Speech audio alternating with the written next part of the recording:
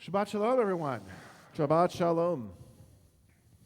So let's talk about the spies, right? We are going to read in today's Parsha, in Shlach Lecha, that Moses sent spies, scouts, meraglim, however you want to say it. People, every word has a different valence to it, so people are very cautious about that, into the land of Israel to see what was there.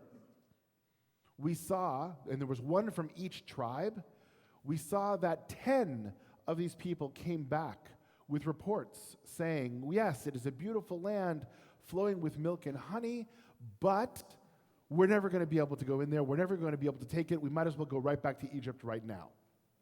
And two, Joshua and Caleb, they said, yes, these other scouts are correct in what they saw, but we are going to be able to go in there. We are going to be able to take it. Let's go. And there's a lot of discussion in our rabbinic literature about what was the sin of the spies, right? What was the issue? And most of the time, the rabbis focus in on the question of faith. That faith was the determining factor in whether or not the spies came back with a positive report or a negative report.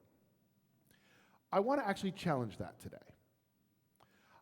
I think that faith was the solution to the problem, but lack of faith wasn't the problem in and of itself. What was the thing that motivated these spies to come back with a negative report? What do you think? What was the thing that motivated these spies to come back with a negative report? Well, they realized when they went there, life was going to be a lot harder. And when they were in the midbar, when they were in the wilderness, they had their food. I mean, they complained about it, but they had their manna, they had their water, they had the miracle of the wells when Miriam was alive. They had the Ananei Kavod, the clouds of glory, kind of their GPS. Mm-hmm. They had their little camp. They were around the Mishkan. They had everything they needed. Sleepaway camping. Mm-hmm. They had everything they needed. And they realized when they went there, they were going to probably have to fight wars. They were going to have to grow their own food, buy their own water, hope that it was going to rain so they could get good produce, but not too much. So I think they were pretty happy where they were wandering around. And Rabbi Sachs points out, I hope this doesn't stop me. No. I was just going to say, you are speaking like a true student of Rabbi Sachs, because this is exactly what he says. Go ahead. It was a fear of success. Yes. So Rabbi Sachs argues here, and I think you are bringing this, that there was a fear here of everything that they had was so good. Everything they had everything taken care of, all of their meals, their water. Yeah, they kvetched a little bit, there were problems, but as soon as they kvetched, there was a solution to it. God provided the water from the rock, or the quail from the heaven, or the manna. And once they go into the land, they're not going to have that. He actually goes even a little bit further and to say, never in the history of the Jewish people had they been so close to God. And now they're going to be separate. They're going to be farther away. Why would anybody want to do that? Wouldn't it be better to stay in the desert? Now, the problem is, what they said wasn't to stay in the desert. What they said was, let's go back to Egypt, which is a challenge to, I think, what Rabbi Sachs is saying here, right? Is they said, well, let's just go back. It's better to be slaves in Egypt than to go in and try to fight these people. Let's die there as opposed to here. Okay, good. What else? What is the motivating factor? Yes.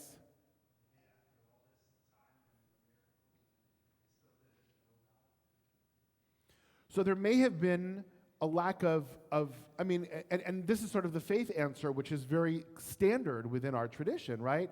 That they didn't know God well enough. They weren't sure that God was going to be able to be there with them, protect them, even at this distance. And so maybe that was part of it. So what is the feeling, the emotion, right, that all of these things have in common. When I was a chaplain at NYU Medical Center, my supervisor said human beings have only 4 emotions: mad, sad, glad, and afraid, right? And you can say, I'm upset. Well, that's mad. You just don't want to say you're mad, but you're mad, right? And I actually now have seen there's a few more than that, but mad, sad, glad, and afraid. So what was the major motivating emotion for these spies? Afraid. Afraid, right? They were afraid. And fear is an important thing for us as human beings, right? For us as living creatures, fear keeps us, it protects us. It tells us we're in a place that we shouldn't be. It tells us we need, when our hairs stand up on the back of our neck, we look around, we should listen to that because it's important. But fear can also be debilitating. And the question is, I'm going to put her on the spot because I know I can, Marge, right? As a mental health worker, what is the line in your mind? How would you describe the line between normal, healthy fear and something that is debilitating? What do you look for?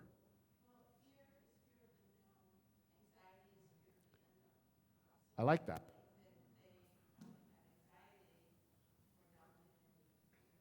I like that a lot, actually. I've never heard it phrased that way, and I'm going to definitely use it, right? Just for those people who didn't hear. What Marge said is fear of the known. Anxiety is fear of the unknown, right? Which is a great way to kind of categorize all of that. But at what point in time does healthy fear that protects us become debilitating, become a problem that we now need to go and visit with Marge and have some good conversations with her?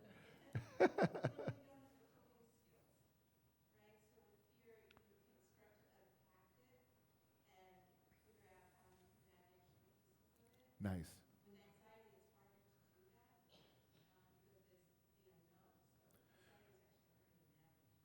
So what Marge said is that when you can cope, when you can unpack the fear, when you can process the fear, then it's normal. It's a normal, healthy part of what we do. We feel it, we think about it, we unpack it, we put it in its proper place. But when we can't, when we lack the coping skills, or, and this I think is important, right, when we are dealing with the unknown and we don't know how to package that, right? We've got anxiety, we don't know how to package that, it becomes overwhelming and potentially debilitating. So the question is now, what were these 10 spies feeling? Were they feeling fear? Were they feeling anxiety based on our conversation today? Were they able to cope? Were they not able to cope? How would we diagnose? Let's help Marge diagnose these 10 spies, right? How would we do that, Marge?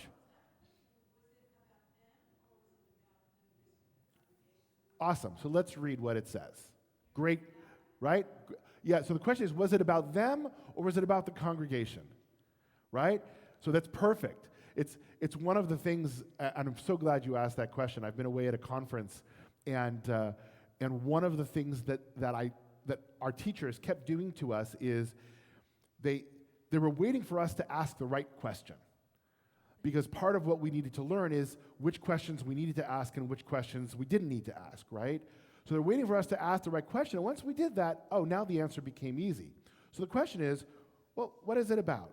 So let's turn to page 844 in the Red Books. And we've gone the back and forth already. We're going to start with verse 31. But the men who had gone up with him, this is the verses before, are Caleb, who said, it's okay, we can go, right? Hushed the people before Moses and said, let us by all means go up, and we shall gain possession of it, for we shall surely overcome it. Caleb is saying, don't worry, we can do this. But now here's the response back. We cannot attack that people, for it is stronger than we. Thus they spread calumnies among, that's another name for lies, by the way, among the Israelites about the land that they had scouted, saying, the country that we traversed and scouted is one that devours its settlers. all the people we saw in it are men of great size. We saw Nephilim, which are these giants that had fallen from heaven. And the Anakites are part of the Nephilim. And we looked like grasshoppers to ourselves, and so we must have looked to them. What's our diagnosis, folks?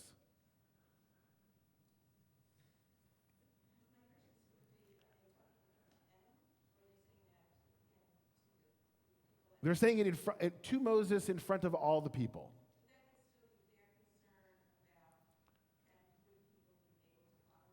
Yes. Yeah. Yeah. They know what they're looking at. They're saying, these are huge people. They're not like, well, we're not sure what they look like because they didn't come out of their caves or their houses. Everything was so magnified, and I think that's what they were unpacking. So, by the way, this conversation, I love this conversation because it's totally not what I was going to talk about today, where I want to go. But I'm really loving this division between anxiety and fear, and so we're riffing on this a little bit today. So we have one argument for this is fear, right? This is fear. They saw these people. They saw if you look at the report of when the spies were there, they saw the fortified cities, right? And they said, no, we can't, ragtag fugitive fleet, now I'm quoting Battlestar Galactica, right? We're never going to be able to survive against these people. Okay? So we have one argument for fear versus anxiety. Sophia.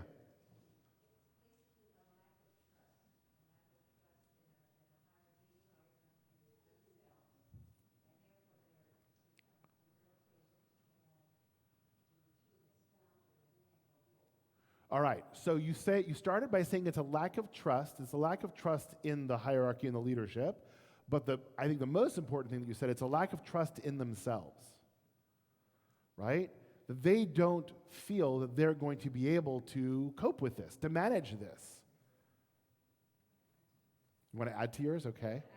Go ahead. I think that they had this fear because this is what they saw. It was their perception. Remember, what we see is also our perception. Right. And it was their comparison. This was all relative to how they saw themselves. And then when they conveyed their message, to Marge's point, it's almost like they provoked anxiety because the other people had this uncertainty now because they didn't act. They were secondary. So I like that. So their fear created anxiety in the rest of the people. And then they were like, we just want to go back now. Don't take us there. Okay, Deb?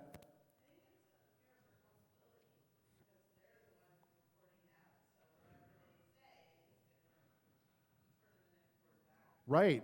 I mean, there's a huge layer here of leadership and fear of responsibility. And if I get it wrong, it's not just for me.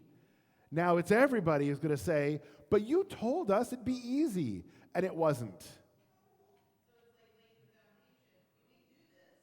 Right. Know what's coming, so it won't fall on them. Or it's like, well, I'm going to say it's going to be bad, so that way it can only be better. Right? If I'm wrong, then I'm wrong to the good side as opposed to the bad side. So it's interesting. To me, one of the most descriptive pieces, and I think the most telling pieces, is in verse 33, right? We looked like grasshoppers. Beautiful imagery here, right? This bug that can be squashed, right? But what does it say? We look like grasshoppers to ourselves. And the Hebrew reflects that. And so we must have looked like to them. This isn't taking the knowledge of what the other people thought about us. This is, I feel myself inadequate, and I'm going to project that on the other person who now I'm going to say thinks I'm inadequate. It's a very complicated psychological process that's going on here. This isn't so simple. So the fear and the anxiety, to me, is here. And this, I would say, is anxiety, because we don't know. Like, we're projecting this unknown. We feel inadequate. We feel insignificant. We feel nothing. And therefore, they must think we are that way also, without any knowledge. Now, by the way, real spies, quote unquote, right? If you're doing intelligence gathering, you're not just going to go, but you're going to talk to the people, and you're going to say, well, what do those people think? Because they may be just as scared of us as we are of them. But we don't know that. All we're seeing it from is this side, is from our own perceptions. And to me, that's one of the most powerful pieces here, and the failure, right, to me starts and ends with this particular verse. And Jay Stanton actually wrote in a blog called Fear, Perception, and Imagination, Grasshoppers in Whose Eyes, right, dealing with this particular text. He says, these words offer a snapshot into human nature. When hearing that a task is difficult, how often do we respond to a challenge by convincing ourselves that we're inadequate to the task ahead? This portion plays on universal tendencies to underestimate ourselves and let our worries overtake our reason. We, as people and as Jews, are often afraid. He goes on, he says, we have good reason to be, right? This fear is expressed in the scouts' comments of being grasshoppers. How can we, such a small group of people, ever face a group of bigger people? How can we have Caleb's courage to move forward despite the odds? All of these questions, right, are the root of, I think, the challenge that these 10 spies have.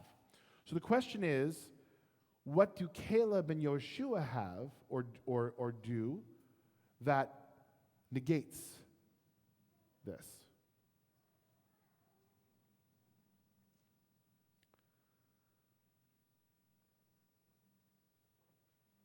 What do Caleb and Joshua do that actually negates or pushes back against this? This actually goes to the traditional answer. Right? It goes to the traditional answer. Vard?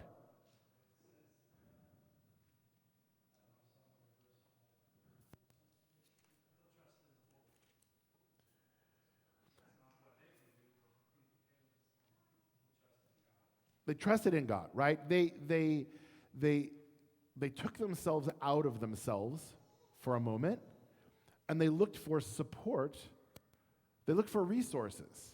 In this case, their resource was God, but they looked for resources to help them manage the same fear that I'm sure they saw the same thing that everyone else did. They used the word don't fear. Right. Yes. Don't worry, they say don't fear. Correct. So they take that. They also rent their clothes. Like they were just so upset about the whole situation because they knew what their charge was. Yes. Like almost supposed to be like a formality. Yeah. Yes. So they've taken themselves out of that place. Look at verse 8 on the next page. If the Lord is pleased with us, certainly putting it into a theological context here, right? God will bring us into that land, a land that flows with milk and honey, and give it to us. You must not rebel against the Lord. And then it says, have no fear then of the people of the country, for they are our prey. Their protection has departed from them. But the Lord is with us. Have no fear of them. Now, the community still didn't agree with this, because if you look at the next verse, as a whole community, they threatened to pelt them with stones. Okay? But Joshua and Caleb are trying to say, we need to find some way to take this fear and to cope with it, to find the resources to say, wait a second, we've got a challenging task ahead of us. We have to figure out how to manage that, how to package that in such a way. Do you want to say something?